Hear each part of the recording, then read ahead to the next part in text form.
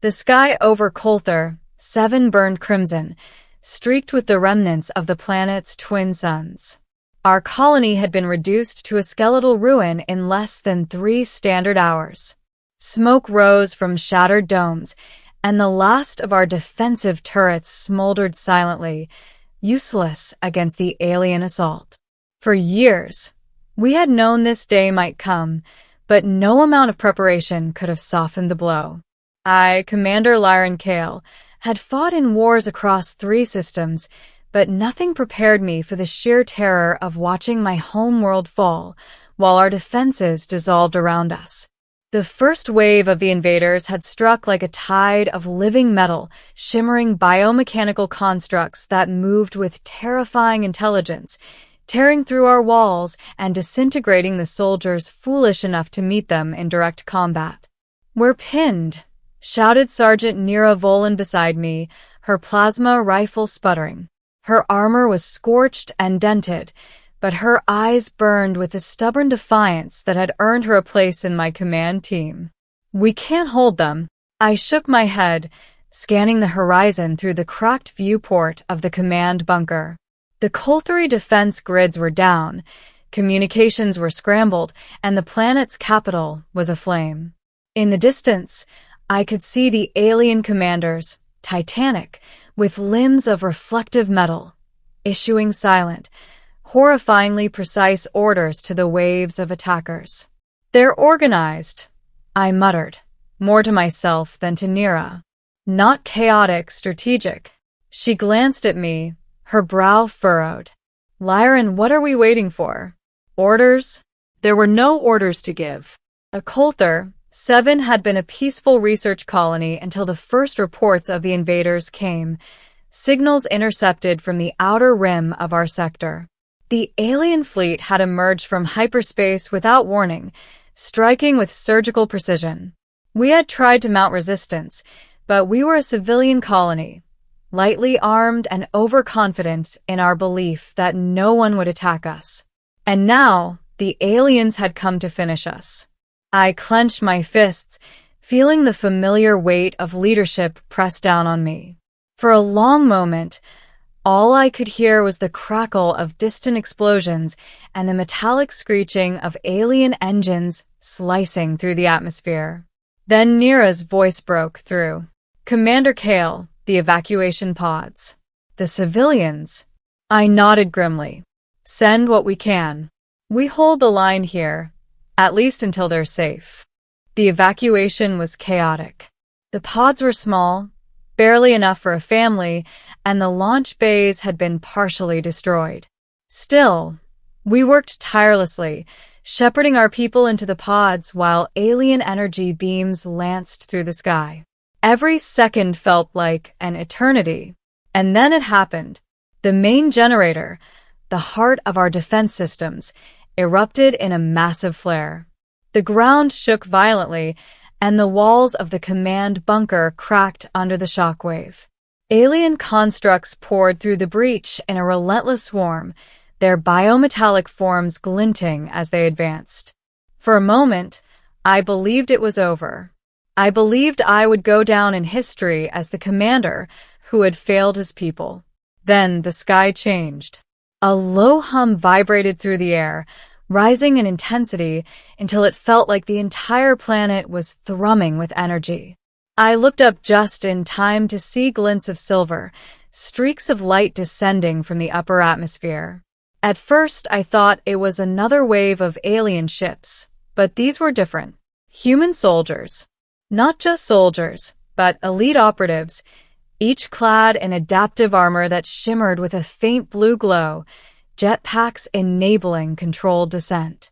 They dropped from the sky like meteors, landing with a precision that left the aliens momentarily stunned. I felt my chest tighten. Hope, a dangerous, fragile thing, was blooming again. "Holy, they're real," whispered Nira, her eyes wide. Human reinforcements they came. The soldiers hit the ground with barely a sound. Energy rifles flared, and in moments, the tide began to shift. Alien constructs fell with alarming rapidity, shredded by plasma bolts and guided missiles from the newcomers. They moved with fluid coordination, a deadly ballet of human strategy and firepower. I stumbled out of the bunker, the wind carrying the heat of burning structures and the metallic tang of ozone. One of the soldiers, a woman with short, silver hair and a visor reflecting the burning horizon, raced toward me. "Commander Kale?" she called. Her voice was firm, but not unkind. "I'm Lieutenant Eric Solon. We're here to evacuate surviving personnel and civilians. Follow me." I felt an unexpected surge of relief. At least someone competent was in charge now. "Lieutenant Solon, we've lost most of our defenses." "The aliens. They'll regret attacking this planet," she interrupted, her gaze already fixed on the battlefield. "We've been tracking their fleet for weeks. We know their tactics, their weaknesses. You're safe now. Stay close." Nira and I exchanged a glance, a mixture of disbelief and gratitude. We had expected death, not salvation. Yet here it was, descending from the heavens. The aliens, for their part, were quick to adapt. They surged toward the humans with renewed aggression, but the reinforcements were prepared. Plasma shields flared, and explosive rounds detonated in perfect synchronization. The battlefield lit up with a deadly dance of fire and metal. For the first time in hours, I dared to hope. "Lyran," Nira shouted, tugging at my arm. "We have to get the civilians out now." We ran toward the remaining pods, escorted by the elite soldiers. Alien constructs swarmed around us, but every time they lunged, a blue glowing soldier intercepted them with precise, lethal efficiency. I couldn't help but notice the sheer efficiency of their movement, the almost supernatural coordination.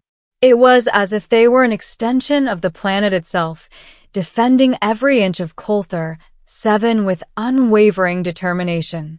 As we loaded the last of the civilians, the lieutenant appeared again, gesturing urgently. "Pod Bay 7. We'll extract from there. Move." We sprinted, dodging falling debris and bursts of alien fire. One construct lunged toward a pod, its metallic claws snapping inches from a child's arm. Without thinking, I shoved the child to safety just as a soldier fired a pulse shot that sent the creature sprawling. We reached the pod bay, hearts pounding. The lieutenant coordinated the boarding, while Nira and I helped shepherd the civilians inside. The pod doors sealed, and we prepared for launch. Outside, the battlefield was chaos. Alien constructs pressed forward, relentless and numerous, but the human soldiers held the line with staggering efficiency. I could see energy blasts carving arcs through the crimson sky, illuminating the alien forms in stark relief. For the first time, we were on the winning side. "Pod launch in 3, 2, 1, a voice counted down.